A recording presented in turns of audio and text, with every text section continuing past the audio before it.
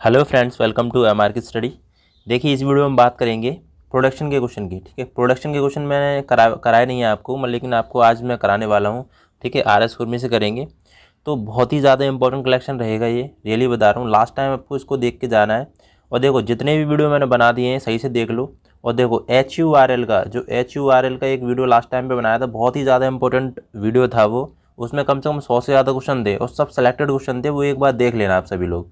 और देखो, एक बात बताऊं, मैंने कल देखा था पेपर। ठीक है, जो पेपर था ना, ऑफिशियली पेपर था इसका, इंडियन कोस्ट गार्ड का। तो उसमें कुछ क्वेश्चन इंपॉर्टेंट दे रखे हैं। देखो, मैं आपको बता दूं, पहले एक चीज़ ध्यान से देखो। यहाँ पे इंग्लिश में डायरेक्ट इनडायरेक्ट होंगे, वो 2 नंबर के आएंगे आपके।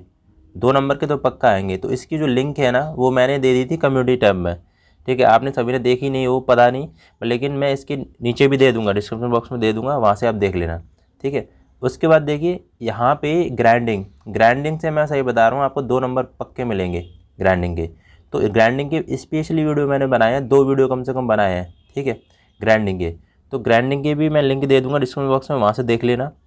ठीक है, आप एक बार भरोसा करिए और देखिए उसको सही तरीके से। ठीक है, सीखिए उससे, और पक्का आप एग्जामिनेशन में करेंगे। ठीक है, तो भाई इस वीडियो को स्टार्ट करते हैं। ठीक है, ये 12वां नंबर वीडियो है। इसके बाद मैं एक वीडियो और बना दूंगा। ठीक है, 13 नंबर का एक वीडियो बनाऊंगा। उसमें क्या है, मैं कम से कम 50 से ज़्यादा या फिर 100 क्वेश्चन एकदम एक बार लेके आऊँगा। ठीक है, बढ़िया तरीके से। ठीक है, जो सेलेक्टेड क्वेश्चन होंगे वो। तो चलिए शुरू करते हैं इस वीडियो को। ठीक है, वीडियो को क्या करना है, तुमको लाइक कर देना है और चैनल को कर लेना सब्सक्राइब। और देखो, टेलीग्राम ग्रुप को जरूर ज्वाइन कर लो क्योंकि। तो चलिए शुरू करते हैं। देखिए, समय कम है, टाइम कम है। ठीक है, तो देखिए यहाँ पे ध्यान से देखना है। मैं मेजरमेंट करा रहा हूँ आपको। सबसे पहले मेजरमेंट मेट्रोलॉजी है ना, उसके भी क्वेश्चन आएंगे, तो कुछ इंपॉर्टेंट क्वेश्चन करा दे रहा हूँ आपको। ठीक है, देखो, मेट्रोलॉजी गेज में सबसे ज़्यादा पूछा जाता है आपका लीस्ट काउंट। ठीक है, लीस्ट काउंट मिनिमम से मिनिमम डिस्टेंस होती है, जिसको हम वी कैन मीज़र। ठीक है, जिसको हम मीजरमेंट कर सकते हैं, उसको हम लीस्ट काउंट बोलते हैं। तो देखो, आउटसाइड माइक्रोमीटर सबसे पहले आएगा। आउटसाइड माइक्रोमीटर, इसकी लिस्ट काउंट पूछी जाएगी। तो आउटसाइड माइक्रोमीटर होता क्या है, it is mainly use to measure the outside diameter. Outside diameter को चेक करने के लिए। ठीक है, जॉब कोई होगा, जो भी कोई भी जॉब होगा, उसको आउटसाइड डायमीटर चेक करेंगे, उसको मेजरमेंट करेंगे, तो उसको आउटसाइड माइक्रोमीटर बोलते हैं। ठीक है, उसका फिगर मैं अभी नहीं दिखा सकता क्योंकि मैंने करा दिया है, बहुत बार करा दिया है और वीडियो में। ठीक है, तो देखो, इसकी लिस्ट काउंट है वो 0.01 mm होती है। ठीक है, 0.01 mm। ठीक है, इनसाइड माइक्रोमीटर की 0.01 mm होती है। ठीक है, लिस्ट काउंट याद करनी है आपको। उसके बाद यहाँ पे measure the large internal diameter. तो इनसाइड माइक्रोमीटर होता है, उसको लार्ज इंटरनल डायमीटर चेक करने के लिए यूज़ किया जाता है। स्क्रू थ्रेड माइक्रोमीटर, इसकी लिस्ट काउंट होती है 0.01 mm। वर्नियर कैलिपर्स बहुत बार सुना होगा। ठीक है, वर्नियर कैलिपर्स की लिस्ट काउंट होती है वो 0.02 mm होती है। ठीक है, याद रखना। उसके बाद देखिए, वर्नियर हार्ड गेज होगा, उसको भी 0.02 हो गई। वर्नियर डेप्थ गेज होगी, जिसकी भी लिस्ट काउंट होगी 0.02 mm। उसके बाद यूनिवर्सल बेवल प्रोडक्टर, उसकी 5 मिनट होती है। ठीक है, साइन बार होता है एक। साइन बार क्या होता है, यहाँ पे 1 मिनट रुकना।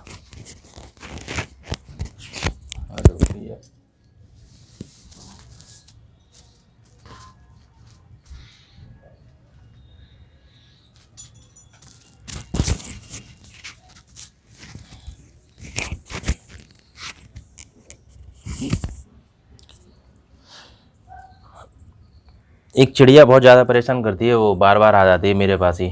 देखो, यहाँ पे साइन बार है। साइन बार का जो it is generally use to slip gauge. ठीक है, यही कह रहा है, साइन बार कह रहा है, इट इज़ यूज्ड आइदर और measure angle more precisely than bevel protractor for the locating. तो देखो, एक चीज़ याद कर लो, साइन बार होता है उसको स्लिप गेज के साथ यूज़ किया जाता है, बस ये क्वेश्चन आता है। ठीक है, और इसकी जो साइन बार होगा, ठीक है, रिंग गेज होगा। रिंग गेज मैंने बताया, बहुत बार बताया, रिंग गेज का डायमीटर ऑफ शाफ्ट स्टड।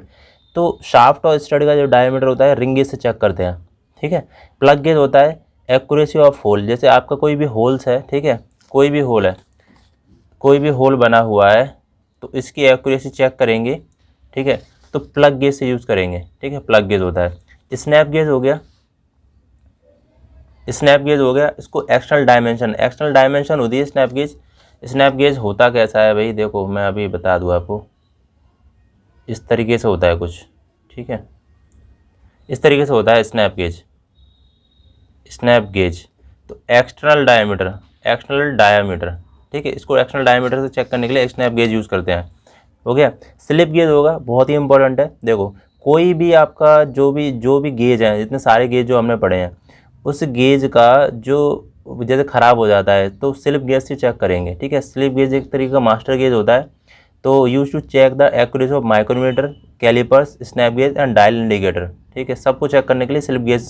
अब एक बार बताओ, हमारा ये हमारा डैमेज हो गया है, ख़राब हो गया, इसकी एक्यूरेसी ख़राब हो गई, तो हम किसको चेक कैसे करेंगे, ठीक है। इसको कंपेयरिंग भी तो करना है, इसका कैलिब्रेशन लेते हैं तो पता कैसे करेंगे इसको, ठीक है।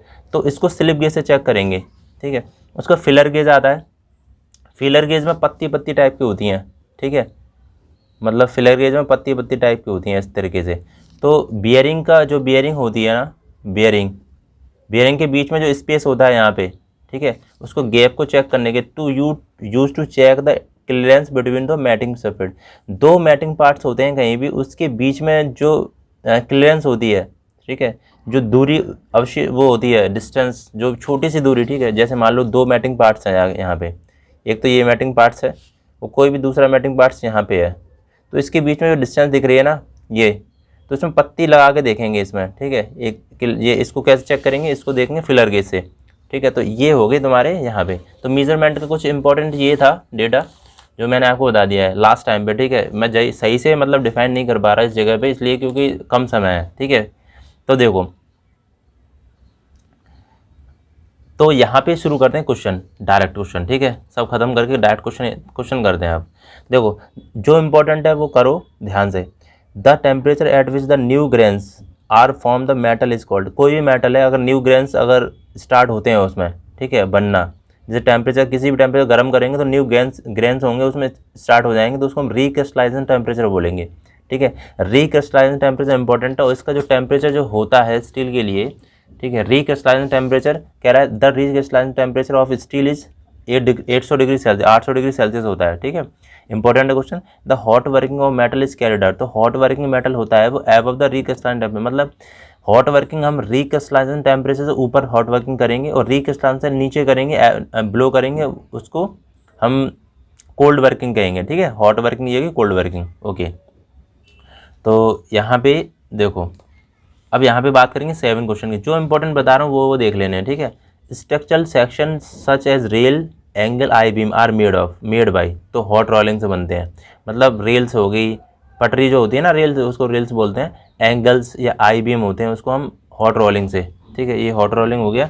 उसका देखो क्वेश्चन नंबर 17 देखिए, दिख रहा है ना, कोई दिक्कत नहीं है। हाँ, the part of circular cross section which the symmetrical about the axis of rotation are made by. तो इसको हम क्या बोलेंगे, इसको बोलेंगे हॉट स्पिनिंग। इंपॉर्टेंट है, आपको फिगर देख लेना है आराम से, ठीक है, हॉट स्पिनिंग का। उसके बाद देखिए यहाँ इंपॉर्टेंट क्वेश्चन ये वाला देखो, the correct sequence of preparation are billet for extrusion process, pickling, alkaline, cleaning and phosphate, coating and lubrication with receive soap. देखो कोई भी आपका प्रोडक्ट है, ठीक है, एक्सट्रूजन प्रोसेस करने से पहले उसको क्या करेंगे, पिकलिंग करेंगे, साफ़ करेंगे, ठीक है, एल्कलाइन करेंगे, फिर क्लीनिंग करेंगे, फिर फास्फोर्ड करेंगे, ठीक है। ये एक प्रोसेस है, तो इसको यस बोलेंगे, ठीक है। यस इसका आंसर होगा। 23 देखिए, the cold working of metal is carried out. तो कोल्ड वर्किंग मेटल होता है, मैंने अभी बताया था, बिलो द रीक्रिस्टलाइजेशन टेम्परेचर, और रीक्रिस्टलाइजेशन टेम्परेचर कितना होता है स्टील के लिए, 800 डिग्री सेल्सियस, ठीक है। तो ये हो गई, ओके। तो देखो यहाँ देखो, cold working of metal increase. तो कोल्ड वर्किंग हम करेंगे, तो अब देखो कोल्ड वर्किंग हम उसी पे तो करेंगे जो रूम टेम्परेचर पे जो मटेरियल, मतलब रूम टेम्परेचर उसका टेम्परेचर होगा। जैसे मान लो कि वो हो गया, कहते हैं डक्टाइल मटेरियल होते हैं उनके लिए, ठीक है। तो कोल्ड वर्किंग मेटल इंक्रीज, तो टेंसाइल स्ट्रेंथ इंक्रीज होगी, यील्ड स्ट्रेंथ होगी, हार्डनेस होगी। तो ऑल ऑफ दीज इसका आंसर हो जाएगा, ठीक है। उसके बाद देखिए यहाँ देखो,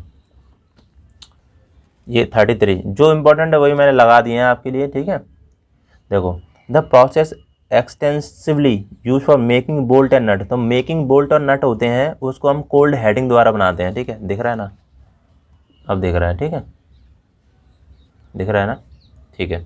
हाँ, द प्रोसेस ऑफ एक्चुअली जो मेकिंग बोल्ट और नट बनाते हैं ना, बोल्ट और नट, उसको कोल्ड हेडिंग द्वारा बनाते हैं। कोल्ड हेडिंग इसका आंसर हो जाएगा D answer. The process of increase the cross section, मतलब क्रॉस सेक्शन को हम इंक्रीज कर रहे हैं by the expense of the length is called, ठीक है। और इसको हम अपसेटिंग बोलेंगे। मैंने अपसेटिंग और ड्राइंग डाउन दोनों की फिगर मैंने डाले थे कम्युनिटी टैब में, शायद देखे होंगे आपने, ठीक है। ध्यान से देखना, कम्युनिटी टैब देखो, चैनल में जाया करो, कम्युनिटी टैब में जाया करो, उसके बहुत सारी चीज़ें उसमें अपलोड करता रहता हूँ मैं, देख लिया करो उसको, डिटेल में लिखा हुआ है मैंने विद फिगर। तो प्रोसेस इंक्रीजिंग क्रॉस और इंक्रीजिंग क्रॉस सेक्शन को इंक्रीज कर रहे हैं तो अपसेटिंग होगा। Process of decreasing cross section को डिक्रीज कर रहे हैं तो ड्राइंग डाउन होगा। इसको फिल्टरिंग भी बोलते हैं, ठीक है, ऐसे भी आ जाता है फिल्टरिंग प्रोसेस, ठीक है। ये मूविंग मैंड्रल इज यूज टू, तो मूविंग मैंड्रल होता है उसको ट्यूब ड्राइंग के लिए यूज़ करते हैं, ठीक है, ट्यूब ड्राइंग के लिए, ओके। उसके बाद देखिए जो इम्पोर्टेंट है वही देखते हैं, ठीक है। बाकी हमारे समय देखो बहुत सारा डेटा होता है, इतना तो मैं नहीं करा पाऊंगा, लेकिन जो है इंपॉर्टेंट वो करा रहा हूँ। ये मोर्टाइज गेज इज ए, मोर्टाइज गेज होता है वो मार्किंग टूल होता है, ठीक है, मार्किंग टूल करें इसको। उसके बाद गिमलेट टूल है, gimlet is a boring tool, ठीक है, याद रखना, गिमलेट होगा वो बोरिंग टूल होगा, ओके। यहाँ पे उसके बाद देखो नीचे, देखो ध्यान दिख रहा है ना, देखो when a pattern is a made in 3 part, तो पैटर्न होता है 3 पार्ट में बना हुआ था, तो टॉप पार्ट इसके आगे बहुत ही इंपॉर्टेंट है, वेरी वेरी मोस्ट इंपॉर्टेंट, ये क्वेश्चन पक्का आते हैं इस टाइप के क्वेश्चन, ठीक है, पीएसयू में। तो when the pattern is made of, तो पैटर्न का जो ऊपर वाला पार्ट होता है, देखो ऊपर वाला पार्ट होता है वो कोप बोलते हैं, बॉटम पार्ट होता है, देखो यहाँ पे मैंने लिख रखा है तो एक बार देख लो, अपर पार्ट होता है ऊपर वाला पार्ट वो कोप बोलते हैं, बॉटम पार्ट होता है ड्रैग बोलते हैं, बीच वाला पार्ट होता है बिटवीन वाला उसको मिडल बोलते हैं, ठीक है। बैकग्राउंड की थोड़ी आवाज़ आ सकती है मैं, लेकिन परेशान मत होना, क्योंकि मैं ना, मेरे पास कोई ऐसी व्यवस्था नहीं है अभी जिससे मैं आपको मतलब एक सही जगह पे पढ़ा सकूँ, ठीक है।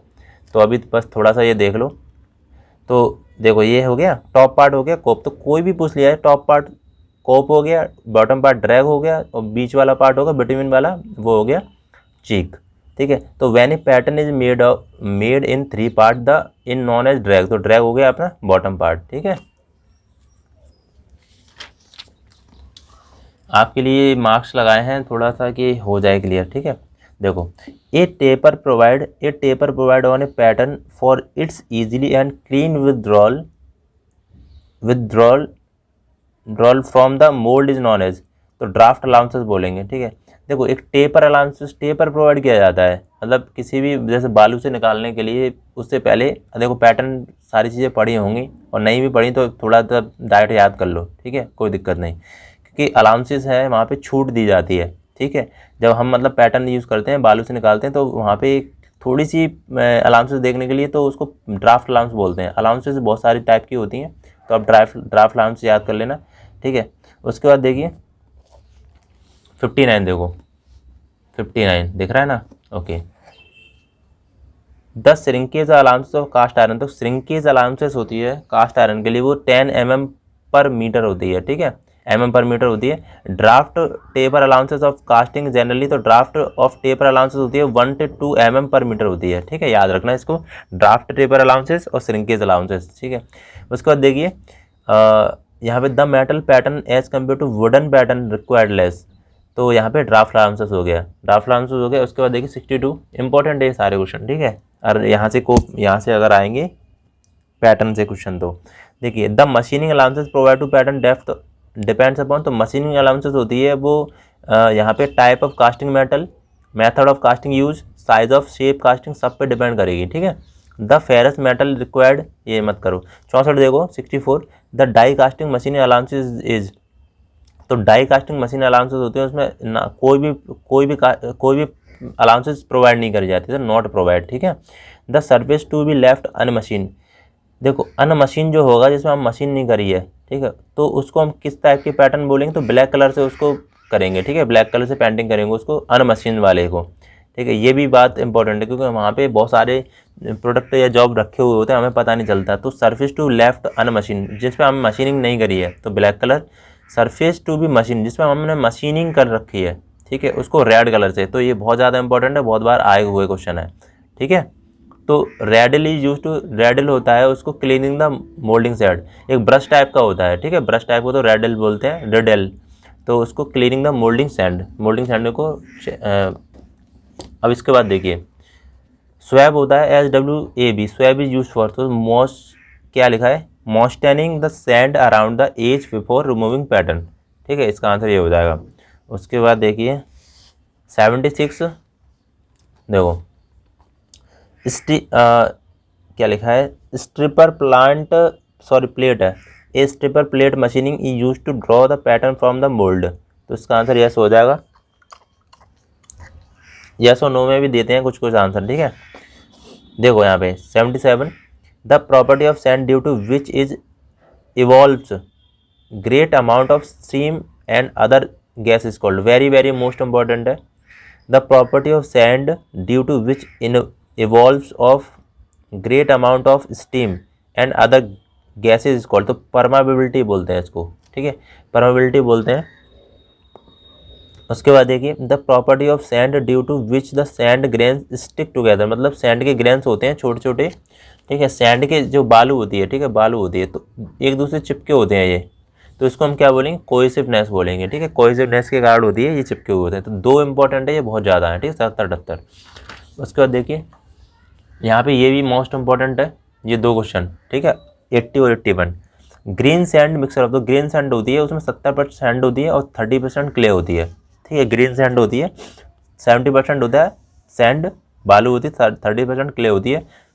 लूम सैंड, तो दोनों ये इंपॉर्टेंट है, दोनों ही आते हैं, दोनों में से एक क्वेश्चन आ जाता है जहाँ तक है। तो लूम सैंड होता है वो 50% सैंड होती है, 50% क्ले, तो इसको याद करना कोई दिक्कत नहीं है, लूम सैंड में 50-50 होता है और ग्रीन सैंड में 70-30 होता है, ठीक है, ये हो गया।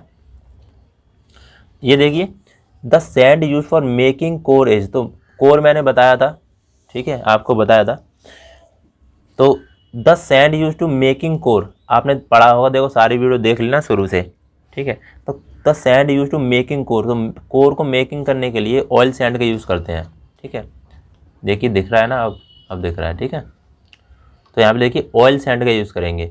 यहाँ पे देखिए the purpose of gate to, देखो इंपॉर्टेंट है, गेट का जो यूज़ होता है, the purpose of gate is to, तो deliver molten metal into the mould cavity, ठीक है, मोल्ड कैविटी। तो गेट होता है, एक राइजर होता है, एक रनर होता है, ये तीनों याद कर लेना, मैंने किसी भी 3 से 4 वाली वीडियो मैंने आपको बता दिया अच्छी तरीके से, ठीक है, यहाँ पे सिर्फ क्वेश्चन करा रहा हूँ मैं। तो purpose of riser is to, तो राइजर होता है जो बाहर निकलते हैं, ठीक है, बाहर जो निकलता है जब मोल्टन मेटल हम डाल देते हैं, तो feed the molten metal to casting into order compensate for the shrinkage, ठीक है, तो ये हो गया। कोर आर यूज टू, तो कोर होता है किस लिए होती है भाई, from internal cavity in the casting, improve moulding surface from the part of green sand mould, all of this, तो इसका आंसर ऑल ऑफ दिस हो जाएगा, ठीक है। देखो very very most important question है, ठीक है, देखो मैं जो इंपॉर्टेंट बता रहा हूँ उसको ध्यान से देख लेना एक बार, जो वेरी वेरी मोस्ट इंपॉर्टेंट बोलता हूँ। The directional solidification in casting can be improve है, तो डायरेक्शनल और सॉलिडिफिकेशन कास्टिंग होती है, उसको इम्प्रूव करेंगे हम चिल्स एंड पैडिंग से, ठीक है। देखो मैंने सारी चीज़ें डिटेल में बता दी हैं पहले किसी वीडियो में, ठीक है, तो बार बार डिटेल में बताने का मैं एक स्पेशली वीडियो बनाऊंगा, ठीक है, एक MRK मैकेनिकल चैनल है दूसरा मेरा, ठीक है, उसको भी सब्सक्राइब कर लेना। तो उस पर क्या है, मैं स्पेसिफिक वीडियो लेकर आऊँगा डिटेल में, एक बार में आपको क्लियर हो जाएंगी सारी चीज़ें, ठीक है, परेशान मत होना। अब देखो आपके नेक्स्ट एग्जाम में कोई दिक्कत नहीं आएगी, ठीक है। देखो when the molten metal is feed in the cavity a metallic mould by gravity, the method of casting is known as, तो उसको परमानेंट मोल्ड कास्टिंग मेथड बोलेंगे, ठीक है। उसके बाद देखिए इंपॉर्टेंट है, very very most number 98, the casting method adapted for ornament and toys, मतलब आभूषण होते हैं, ऑर्नामेंट होते हैं और टॉयज़ को नॉन फेरस अलॉय, इनको मैं कह रहा हूँ बहुत ही ज़्यादा इंपॉर्टेंट है, ठीक है। तो स्लस कास्टिंग से बनाएंगे इसको, ठीक है, स्लस कास्टिंग होती है जिसमें हम ऑर्नामेंट, नॉन फेरस और जो टॉयज़ होते हैं, खिलौने होते हैं, उसको हम स्लस कास्टिंग से, वेरी वेरी मोस्ट इंपॉर्टेंट, याद रखना है इसको। उसके बाद देखिए 101 101, cast iron and steel pipe are produce by, तो कास्ट आयरन होता है और स्टील पाइप्स होते हैं, उसको हम ट्रू सेंट्रीफ्यूगल कास्टिंग, ठीक है, सेंट्रीफ्यूगल कास्टिंग से हम बनाते हैं, और सेंट्रीफ्यूगल कास्ट में कोई भी कोर का यूज़ नहीं करते हैं, ये और ध्यान रखना। अभी देखो आएगा क्वेश्चन,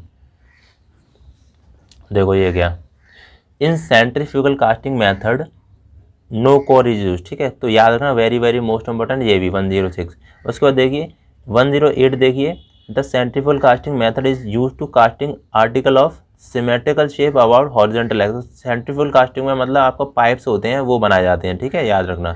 तो symmetrical shape about the horizontal surface axis.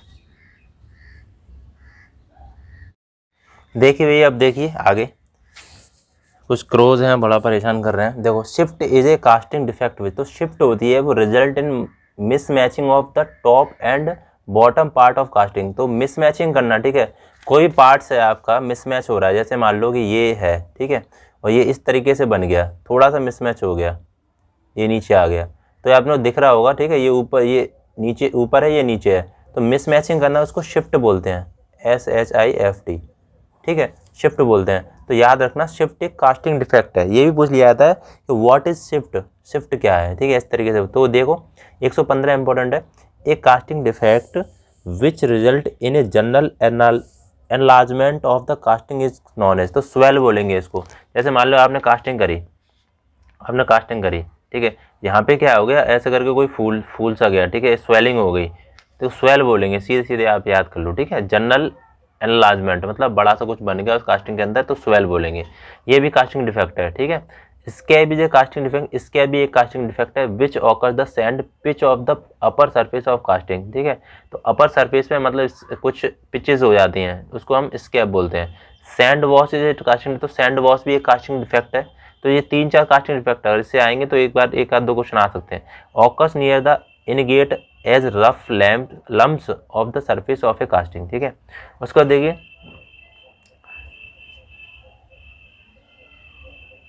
ये देखिए 190, एक casting defect which occurs due to improper venting of sand is known as. तो इसको बोलेंगे ब्लैक होल्स, ठीक है, ब्लैक होल्स बोलेंगे।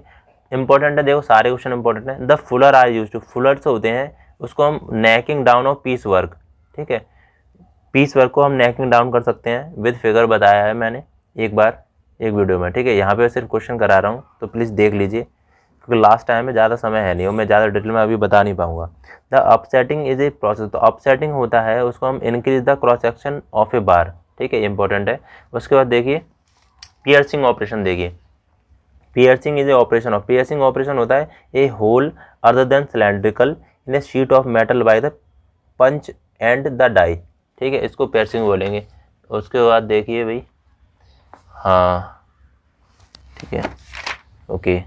देखो वेल्डिंग मैंने करा दिए थे आपको कल, ठीक है, वेल्डिंग के क्वेश्चन करा दिए थे। एक वेल्डिंग में एक इंपॉर्टेंट क्वेश्चन याद रखना लास्ट टाइम पे, which of the following welding method use to pool metal, ठीक है। पूल मेटल क्या होता है, जैसे हमने वेल्डिंग करी, ठीक है, ये है कुछ वेल्डिंग इस तरीके से, तो आपने इसमें क्या है, पूल बना दिया इस तरीके के, ठीक है, इसको क्या बोलाते हैं, पूल, ठीक है। इसमें मतलब जो मटेरियल होगा आपने भर दिया है, तो इसको सबमर्ज आर्क वेल्डिंग कहेंगे, ठीक है, सबमर्ज आर्क वेल्डिंग में होता है ये, याद रखना, बहुत बार आया क्वेश्चन। और देखो थर्मेट का आप याद रखना, थर्मेट का जो मिक्सचर होता है वो आयरन ऑक्साइड और एल्यूमिनियम ऑक्साइड 3:1 होता है, ठीक है। TIG MIG याद रखना कि क्या होते हैं, ये कल मैंने बता दिए हैं। तो उसके बाद आगे देखते हैं। अब देखो भाई क्वेश्चन यहाँ पे देखो 250 से, a accuracy of micrometer callipers dial indicator can be checked by. तो माइक्रोमीटर कैलिपर्स और डायल इंडिकेटर से किससे, स्लिप गेज से चेक करेंगे, ठीक है, स्लिप गेज से, अभी बताया था ना मैंने शुरू में ही। प्रोग्रेसिव लिमिट गेज होता है go and not go member on the same die of. तो गो एंड नॉट गो देखो क्या होता है, इस टाइप का होता है, ठीक है। मान लो कि ये है गो गेज हो गया, इधर नॉट गो गेज हो गया, एक ये वाला गो जाएगा किसी अंदर किसी भी पार्ट में, ये नहीं जाएगा, ठीक है। तो यहाँ पे सिर्फ इतना ही समझ लो। रिंग गेज होता है, रिंग गेज को हम check the diameter of shaft, shaft का जो डायमीटर होता है उसको चेक करने के लिए स्टड का डायमीटर उसको रिंग गेज से यूज़ करते हैं, चेक करते हैं, ठीक है। तो यहाँ पे देखिए प्लग गेज होता है, plug gauge is use to check the diameter of shaft and stud, ठीक है, सही हो गया ये, सॉरी इसका आंसर गलत हो गया। प्लग गेज होगा check the limit of the accuracy of hole, याद रखना प्लग गेज का यूज़ करेंगे check the limit of the accuracy of hole, ठीक है, ये याद रखना। तो रिंग गेज मैंने इसको बता दिया है। उसके बाद देखिए ये कुछ इंपॉर्टेंट क्वेश्चन है जो मैंने सब आपको सिलेक्ट करे हैं, एग्जामिनेशन में बहुत आते हैं। तो difference between the upper limit और लोअर लिमिट क्या बोलेंगे, इसको टॉलरेंस बोलेंगे। वेरी वेरी मोस्ट इंपॉर्टेंट है क्वेश्चन, याद रखना। Difference between the upper limit and lower limit tolerance बोलेंगे। The algebraic difference between the minimum limit and the basic size, ये सब मेट्रोलॉजी के हैं, ठीक है क्वेश्चन। तो अपर डाइविएशन बोलेंगे इसको, ठीक है, upper deviation. Algebraic difference between the minimum limit and basic size, इसको बोलेंगे लोअर डाइविएशन, ठीक है। यूनिलैट, ये इंपॉर्टेंट है, मैं बता रहा हूँ, बहुत ज़्यादा इंपॉर्टेंट, 7-8 क्वेश्चन बहुत आते हैं ये question. Unilateral system of tolerance is allow on to one side the nominal size, देख लेना आप पेपर में जाके, ठीक है, ये मिलेंगे question. Unilateral system of tolerance one side of the nominal size, bilateral of system tolerance, इसको बोलेंगे both side of the nominal size, basic shaft is one हो, तो बेसिक शाफ्ट होती है इसको अपर डाइविएशन 0 होता है, ठीक है। Basic hole is a one हो, इसको बोलेंगे लोअर डाइविएशन 0। अब देखो लास्ट में ये 2 क्वेश्चन मैं बता रहा हूँ आपको, इंपॉर्टेंट है, ठीक है। देखो लास्ट में ये क्वेश्चन है, ये देखो क्या कह रहा है, according to the Indian standard specification. अब देखो आपको क्या डेटा दे दिया इसने, देखो ये दे दिया 100H6G5, इस तरीके से दे दिया। वो कुछ भी पूछ सकता है कि 5 मीन्स इसका मतलब क्या है, ठीक है। तो इसका मतलब देखो क्या है, मैं यहाँ पे लिख दे रहा हूँ, ठीक है, ध्यान से देखना। देखो इसका मतलब क्या है, 100 है ना, ये सीधे क्वेश्चन आते हैं, ठीक है, मेट्रोलॉजी। 100 है ना, बेसिक साइज है, ठीक है, बेसिक साइज, ठीक है। उसके बाद देखिए जो H है ना, फंडामेंटल डाइविएशन होल है, क्या है, FUNDA, फंडामेंटल डाइविएशन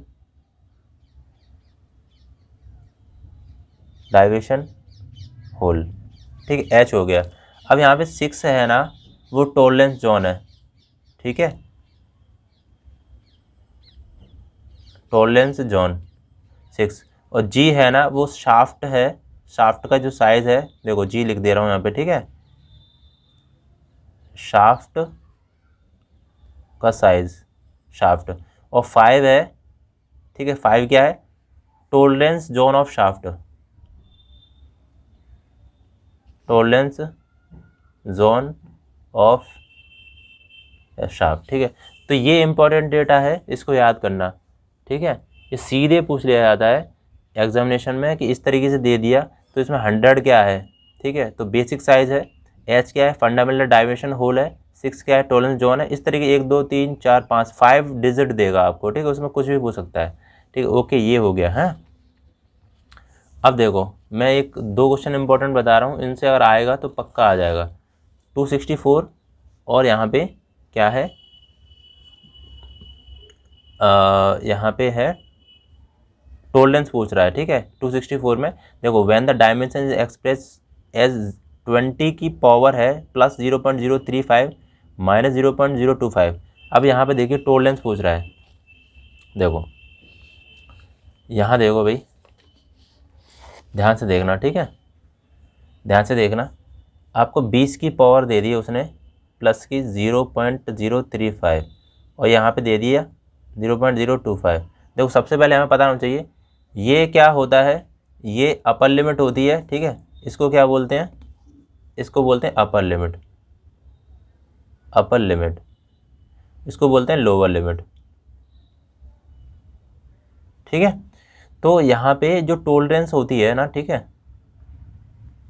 टोलरेंस का जो फॉर्मूला होता है वो होता है upper limit minus lower limit, ठीक है, upper limit minus lower limit. तो अपर लिमिट देखो कितनी है, अपर लिमिट हमारे पास कितनी है 0.035 माइनस, ठीक है, और लोअर लिमिट की माइनस में दे रखी है तो हम माइनस में करेंगे 0.025, ठीक है। अब देखो 0.035 ये माइनस माइनस इसमें कट जाएगा तो प्लस हो जाएगा, तो 0.025। अब इसको ऐड करना है, हमें जोड़ना है, ठीक है, तो हम यहाँ साइड में जोड़ ले रहे हैं भाई, देखो 0.035 और 0.025, 5 और 10 0 हो गई, 3 2 5 6 हो गया, 0.0, तो आंसर क्या आएगा 0.060, ठीक है। इस तरीके से आएगा क्वेश्चन। तो देखो क्या है, इसका आंसर हो जाएगा यहाँ पे 0.06 mm, ठीक है। तो ये क्वेश्चन इंपॉर्टेंट है, आपको दोनों क्वेश्चन कर लेने हैं, ठीक है, दोनों क्वेश्चन कर लेने हैं आपको अच्छी तरीके से। मैंने दोनों को एक बता दिया है, इसमें क्या है व्हेन द डायमेंशन एक्सप्रेस इतना है अपर लिमिट लोअर लिमिट, तो क्या है बेसिक साइज पूछ रहा है, ठीक है, ओके। इस वाले क्वेश्चन में देखो, इस वाले क्वेश्चन में मैंने आपको बता दिया ये होता है अपर लिमिट, ये होता है लोअर लिमिट और ये होता है क्या बेसिक साइज, ठीक है, बेसिक साइज। तो कुछ भी हो सकता है। इस तरीका डेटा दे दिया, उसने पूछा कि अपर लिमिट बताओ इसमें से, लोअर लिमिट बताओ, बेसिक साइज क्या होता है, तो ऐसे करके आप बता सकते हो। ठीक है, बात खत्म। तो यहाँ तक मैंने क्या कराया आपको, प्रोडक्शन मैंने जो इम्पोर्टेंट थी, ठीक, मैन्युफैक्चरिंग थी, वो मैंने करा दी है। कुछ इंपॉर्टेंट और क्वेश्चन बता दे रहा हूँ जो इम्पोर्टेंट है। देखो, टूल लाइफ इक्वेशन के क्वेश्चन मैंने आपको कल उस दिन बता दिए थे एक वीडियो में। तो वी की पावर इक्वल टू सी होता है टूल लाइफ इक्वेशन का फॉर्मूला। तो कुछ भी दे दिए यहाँ पे, सी होगा एक कांस्टेंट हो गया, एन होगा टूल एक्सपोनेंट होता है, ठीक है, और वी कटिंग स्पीड होती है, यहाँ पे कटिंग स्पीड हो गई। और यहाँ पे बात करूँ मैं ड्रिल की, जो ड्रिल का जो एंगल होता है, देखो और बता दे रहा हूँ, एंगल ऑफ, ओके,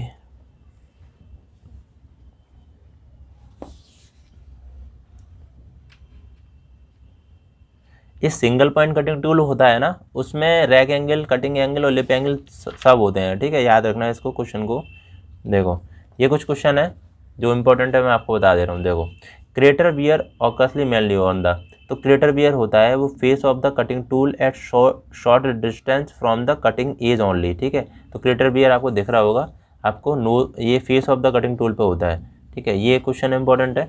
उसके बाद देखिए, टूल में भी फेलर ड्यू टू, तो टूल फेलर होता है वो किसके लिए होता है, cracking the cutting as into the thermal stress, chipping of the cutting as, plastic deformation of the cutting as. तो इस ऑल ऑफ दीज का आंसर हो जाएगा। ठीक है, उसके बाद देखिए फ्लैंक वियर, तो फ्लैंक वियर होता है वो ऑकस नोज पार्ट पे होता है। ठीक है, मैंने आपको बताया था नोज पार्ट पे होता है। देखो, ये टूल बना हुआ है, इसके नोज पार्ट ये वाला है, तो knows part, front relief face, side relief face of the cutting tool. ठीक है, इसका आंसर ये हो जाएगा।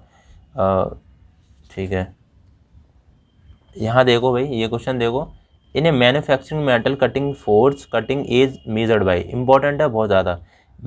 मशीनिंग मेटल है कोई भी, कटिंग फोर्स जो मेजरमेंट होगा उसको डायनामोमीटर से चेक करेंगे। ठीक है, डायनामोमीटर होता है, याद रखना इसको।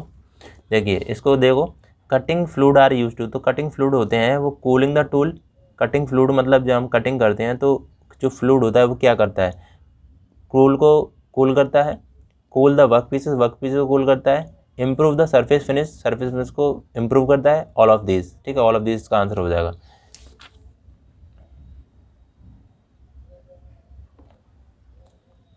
देखो, यहाँ पे एक क्वेश्चन इंपॉर्टेंट पूछा है कि टूल लाइफ क्या करेंगे हम, कटिंग स्पीड इंक्रीज हो जाए, तो टूल लाइफ होगी, ठीक है, टूल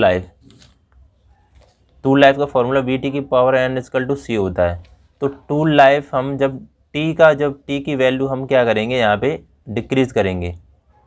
ठीक है, तो क्या बोल रहा है वो, tool life decrease, cutting speed होगी तो कटिंग स्पीड वी होगी, वो बढ़ेगी। तो ये याद रखना। ठीक है, इंपॉर्टेंट है ये क्वेश्चन, समझ में आ रहा होगा जहाँ तक। तो ये देखिए, सीधे सीधे पूछ लिया है कि relationship between tool life T and minutes and cutting speed V, तो वी टी की पावर इक्वल टू सी होता है। ठीक है, ये क्वेश्चन इंपॉर्टेंट है। उसके बाद देखिए,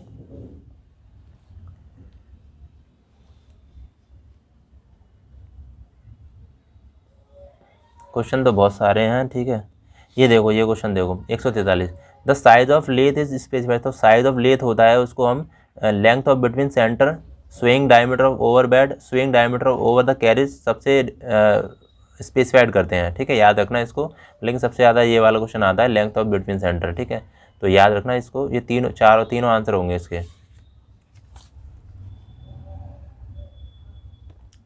लेथ का जो बेड होता है वो चिल्ड कास्ट आयरन से बना होता है। कुल मिला के लेथ का जो बेड होता है, ठीक है, कास्ट आयरन से बना होता है।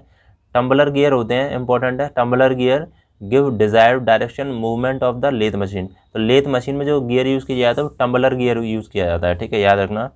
ओके, 152 देखो, मैंड्रल यूज टू, मैंड्रल होता है वो क्या करेगा, ये इसमें से कुछ नहीं है आंसर इसका। इंपॉर्टेंट देखो, ये इंपॉर्टेंट क्वेश्चन है, very very most important. 154 the tail stock set over require to turn a taper on the entire length of work pieces having diameter D is, तो यहाँ पे टेल स्टॉक के लिए अगर इस टाइप का क्वेश्चन आ जाए तो D/D/2 हो जाएगा इसका आंसर। ठीक है, ओके,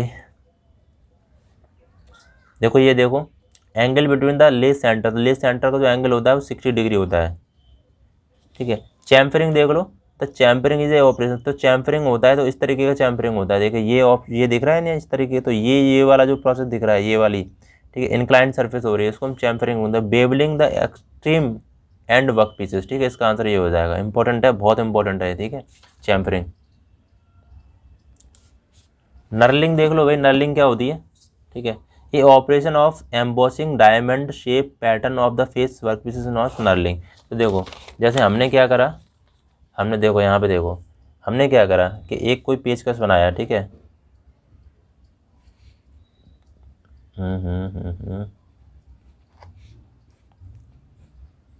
इस तरीके का, ठीक है। तो यहाँ पे क्या करेंगे, हम इसको पकड़ेंगे ऐसे करके, कोई बोल्ट और खोलेंगे, तो यहाँ पे क्या करना है, यहाँ पे कुछ इस तरीके से वो बना देंगे, इसको नर्लिंग बोलेंगे, ठीक है।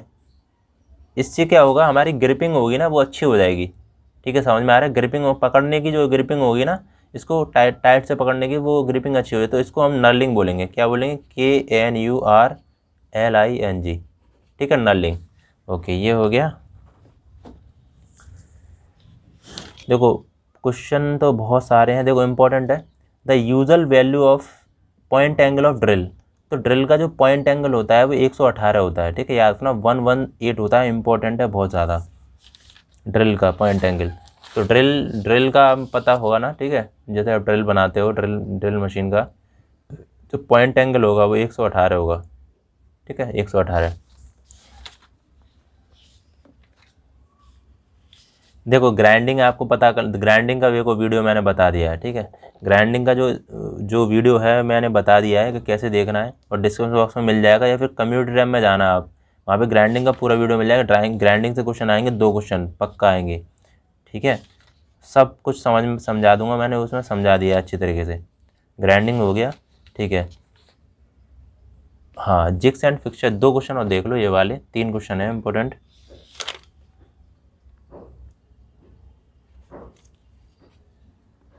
देखो ये देखो, the purpose of jig and fixture to, तो जिग एंड फिक्सचर होते हैं, increase the machining accuracy, facilitate interchangeability, decrease expenditure of quality control, all of have, इसका आंसर ये होगा।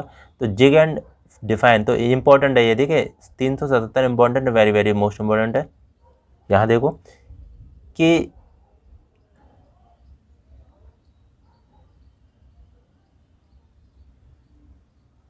देखो भाई, ठीक है, ये जिग एंड डिफाइन है, तो जिग होता है hold and locate a work pieces and guide the control one of more cutting tool. देखो होल्ड भी करता है, जिग होता है ना, होल्ड भी करता है वर्क पीसेस को, गाइड भी करता है, तो जिग होता है, ठीक है, याद रखना इसको। और जिग हो गया। फिक्सचर देखो, फिक्सचर क्या होता है, देखो फिक्सचर क्या होता है, fixture is a define is a device, तो फिक्सचर होता है hold and locate a work pieces during an inspection of for a manufacturing operation. तो ये गाइड नहीं करता है, ठीक है, होल्ड करता है एंड लोकेट करता है, बस इतना है। तो ये क्वेश्चन हो गई। ब्रॉचिंग ऑपरेशन, ब्रॉचिंग क्या होता है भाई, तो ब्रॉचिंग भाई क्या होता है, इंटरनल एंड एक्सटर्नल सरफेस को ब्रॉच करता है, राउंड एंड इरेगुलर शेप को hole and external flat and the controlled surface. Broaching देखो होता है क्या, एक टूल होता है ब्रॉचिंग, ठीक है, इस तरीके का, मैं बता दूंगा यार, एक मिनट रुकना, इस तरीके का टूल होता है, इस तरीके का, ठीक है, इस तरीके का टूल होता है, ये जो है ना ब्रॉचिंग है, ठीक है, ब्रॉचिंग। तो ये हो गया, इम्पोर्टेंट है।